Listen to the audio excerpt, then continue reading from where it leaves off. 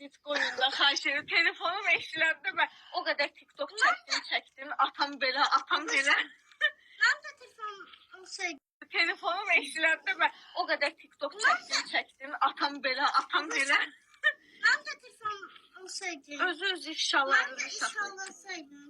Sənin də telefonunu yoxlayacağam. Xəbərin yoxdur öz telefonundakı şəkildə. Aşkım bu videolarına girməyim. Mənim videolarım da vardı. Nə olur xahiş edirəm. Sonra arkadaşlar. Bakın. Şəkilin erkənliyi.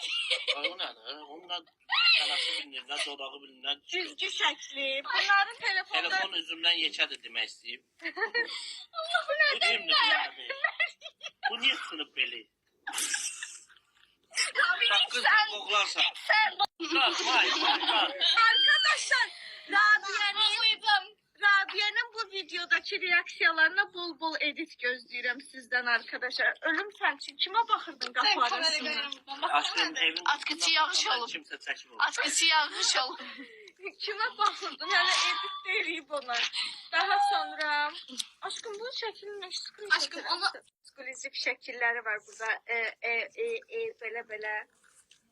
Daha sonra ölərəm sən üçün. Ana, göstərəm onu zəhləyə qoyum. Yaxşı. Bundan sonra ölərəm sən üçün. Kimə cilvə işvə eləyirdiniz? Beşə sticker düzəldir elə. Ya, sana gül vereyim mi? İndi bu stikerlarımın hamısı editlərdə gəzəcək TikTokda. Onu paylaşmayacağım. Ölərəm sən üçün.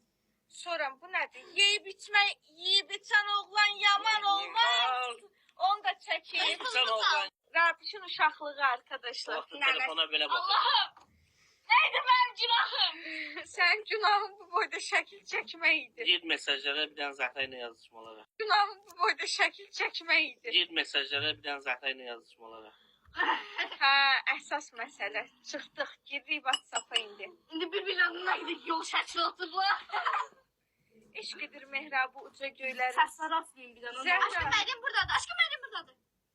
1, 9, Deməli, Zəhra budur, yox. Mənim adımı nə qoymuşdun? Etiraf elə. Allah'ın dostları buydu. Hal-hazırda ağ ürəkdir. Ağ Hal-hazırda. ürəyiydi. And iç. Kocam.